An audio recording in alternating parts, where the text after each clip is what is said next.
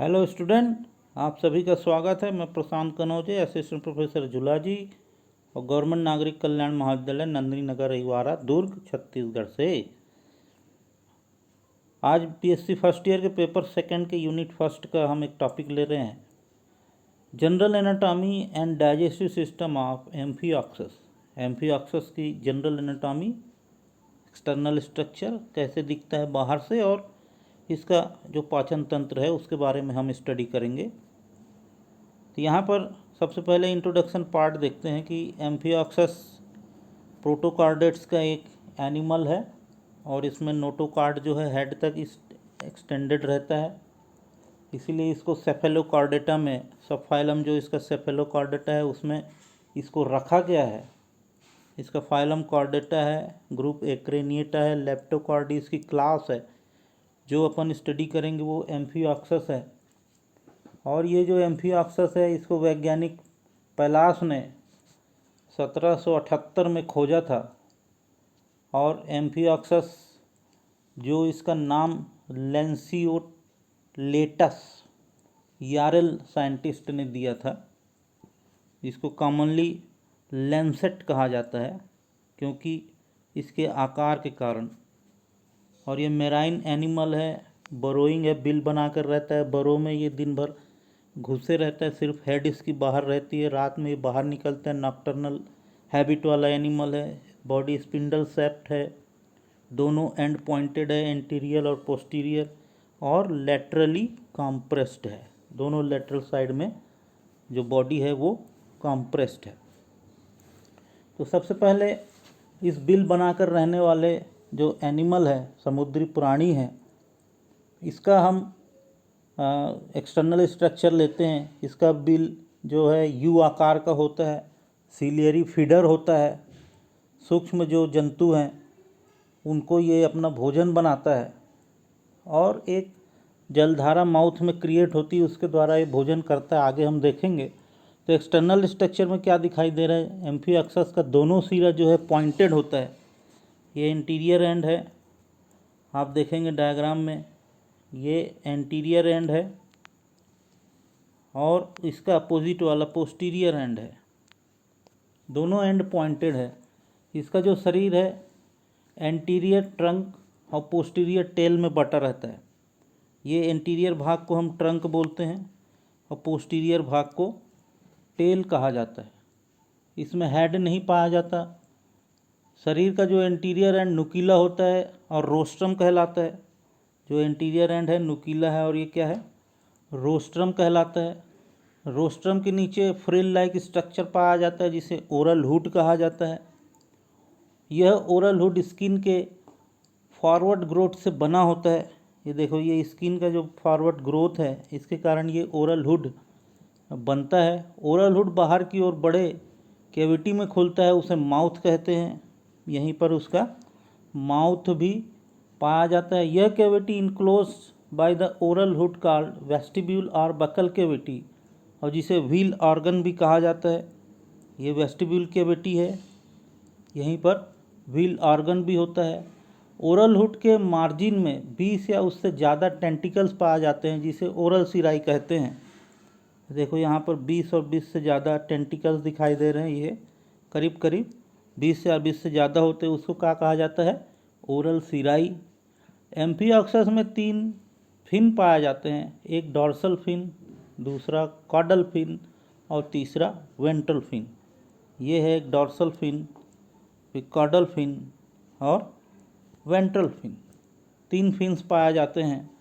Dorsal और ventral fin में पाया जाता है फिन रे बॉक्स, इसकी ये सपोर्ट होता है। तो ये डॉर्सल फिन रे बॉक्स है और ये वेंट्रल फिन रे बॉक्स है। जबकि कॉडल फिन में फिन रे बॉक्स नहीं पाया जाता, और फिन्स जो है लोकोमोशन में मदद करता है। और एम्फिऑक्सस में 3 एक्सटर्नल ओपनिंग पाई जाती है, माउथ, एट्रियोपोर और एनस। माउथ कहाँ पर है, यहाँ पर माउथ है, ये पूरा एरिया जो है माउथ है। फिर उसके बाद आप देखोगे ये एट्रियोपोर है, और उसके बाद ये है एनल ओपनिंग। तो इस प्रकार 3 इसमें अपर्चर्स पाए जाते हैं।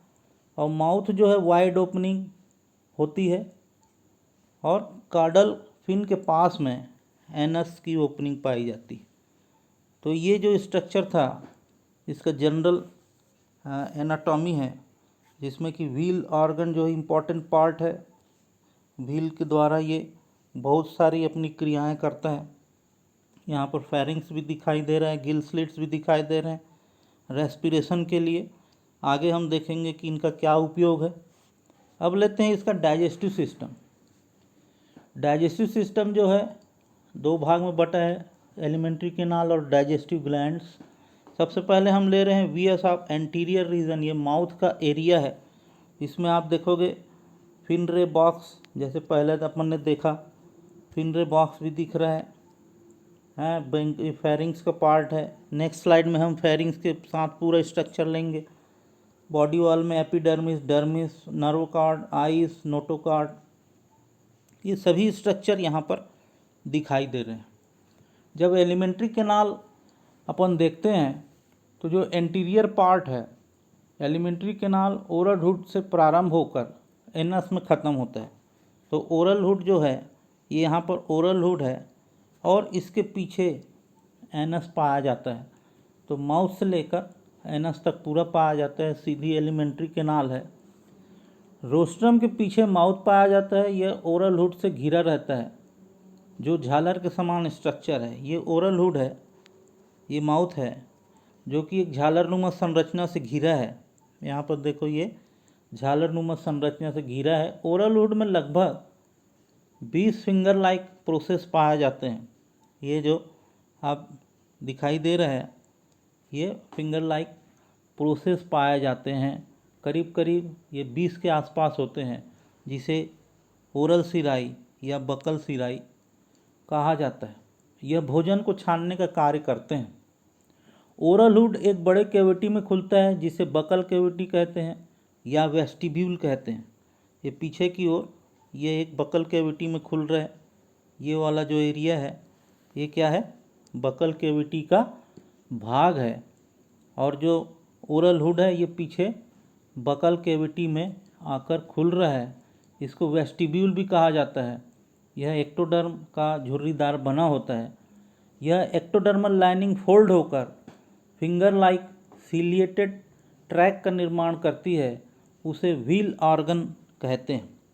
और ये जो बकल कैविटी है यहाँ पर ऐसे फिंगर लाइक प्रोजेक्शन बन रहा है, इसको क्या कहते हैं, व्हील ऑर्गन कहा जाता है। क्योंकि व्हील ऑर्गन इसलिए कहा जाता है क्योंकि ये पानी की धारा को व्हील की तरह घुमाती है। व्हील ऑर्गन का मिड डॉर्सल एरिया बड़ा होता है, जिसे हेडचेक पिट कहा जाता है। ये एरिया यहाँ पर काफ़ी बड़ा होता है, जिसको हेडचेक पिट कहा जाता है। बकल कैविटी के पिछले भाग में वेलम होता है। इसमें एक ओपनिंग पाई जाती है, जिसे एंटेरोस्टोम कहा जाता है।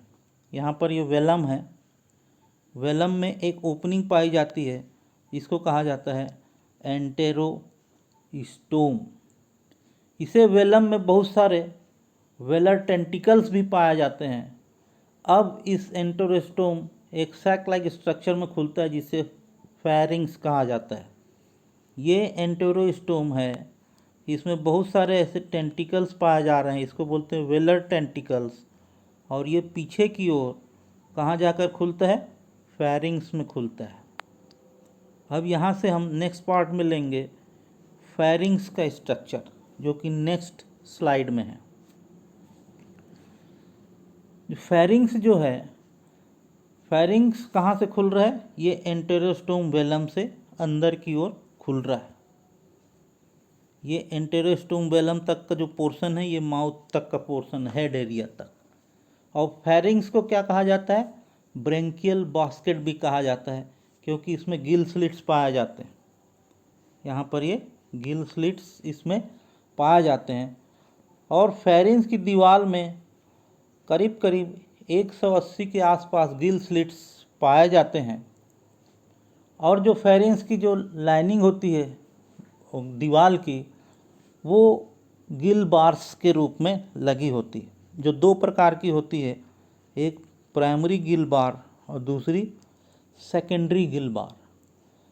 प्राइमरी और सेकेंडरी दोनों अल्टरनेट अरेंजमेंट में पाया जाता है। यहाँ पर देखिए, एक प्राइमरी है और ये दूसरी सेकेंडरी है।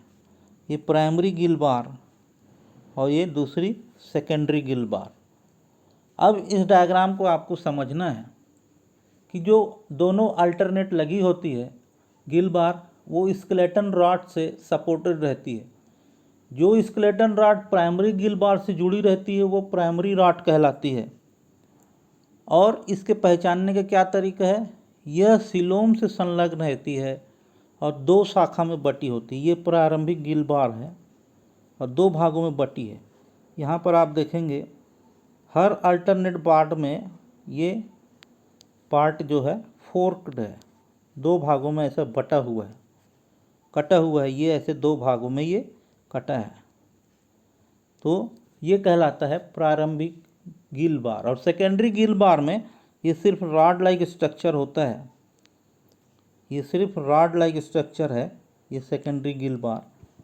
तो ये रॉड लाइक स्ट्रक्चर है, यहाँ पर कोई शाखा नहीं होती। प्राइमरी और सेकेंडरी गिल बार एक दूसरे से बहुत सारे हॉरिजॉन्टल पार्टीशन से जुड़े रहते हैं, जिसे साइनेप्टिकुला कहते हैं। और ये दोनों आपस में ऐसे जुड़े रहते हैं। ये ऐसे किससे जुड़े हैं, पार्टीशन से जुड़े हैं, इसको हम कहते हैं साइनेप्टिकुला। ये दोनों गिल बार्स को आपस में जोड़ के रखता है, दोनों को आपस में जोड़ के रखता है। और फेरिंग्स के फ्लोर में एक लंबा ग्रूव पाया जाता है जिसे एंडोस्टाइल कहा जाता है। एक लंबा ये ऐसा ग्रूव है पूरा लंबा, इसको कहा जाता है एंडोस्टाइल। और ये काफ़ी इम्पॉर्टेंट है, यह सिलिएटेड सेल से जुड़ा रहता है। सीलिया जो है मीडियन ट्रैक के बड़े एवं लेटरल ट्रैक के छोटे होते हैं। बड़े और छोटे सीलिया इसमें पाए जाते हैं। एंडोस्टाइल एक जोड़ी स्केलेटन पैचेस को सपोर्ट करती है। एंडोस्टाइल के दो कार्य होते हैं। इस एंडोस्टाइल के क्या है, दो मेन काम होते हैं। एक पहला म्यूकस का सिक्रीशन करना और दूसरा वाटर करंट को क्रिएट करना। इसके बाद जो रूफ होता है फेरिंग्स का, इसमें एक और सिलेटेड ग्रूव्स पाया जाता है जिसको कहा जाता है एपीफेरेंजियल ग्रूव। इसको क्या कहा जाता है, एपीफेरेंजियल ग्रूव। ये एक और ऊपर में पाया जाता है डॉर्सल साइड पर। और फेरिंग्स के एंटीरियर एंड पर दो ट्रांसवर्स सिलेटेड ट्रैक होता है जिसे कहा जाता है पेरीफेरेंजियल बैंड। इसको कहा जाता है पेरीफेरेंजियल बैंड। यह पेरीफेरेंजियल बैंड एंडोस्टाइल से वेंट्रली कनेक्टेड रहता है। यहाँ पर वेंट्रल साइड पर यह ऐसे कनेक्टेड रहता है। और डॉर्सल रूप से यह एपीफेरेंजियल ग्रूव से जुड़ा रहता है। और इधर ये डॉर्सल रूप से एपीफेरेंजियल से ये ऐसा जुड़ा हुआ पाया जाता है। फेरिंग्स का जो अगला जो पार्ट है, गिल वाला जो भाग है, वो क्या कहलाता है, वो ये कहलाता है कि जो पार्ट जो बीच का एरिया है वो काफ़ी इम्पोर्टेंट पार्ट है, जहाँ पर भोजन आकर रुकता है और रेस्पिरेशन की क्रियाएं होती हैं। इसको प्री ब्रैंकियल रीजन कहा जाता है, जो कि इम्पॉर्टेंट भाग है एम्फिऑक्सस में।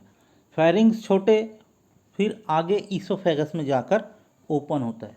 ये छोटा सा एरिया जरूर है और ये ईसोफेगस में फेरिंग्स आकर खुल रहा है। और ईसोफेगस इंटेस्टाइन में खुलता है। और इंटेस्टाइन दो भागों में बटी है, एक मिड गट और दूसरी हाइंड गट। और इंटेस्टाइन जो है आगे जाकर एनस में खुलती है। ये है एनस का भाग। और इसमें एक डाइजेस्टिव ग्लैंड्स पाई जाती है, इसको कहते हैं मिड गट डायवर्टिकुलम। इसको कहा जाता है मिड गट डायवर्टिकुलम।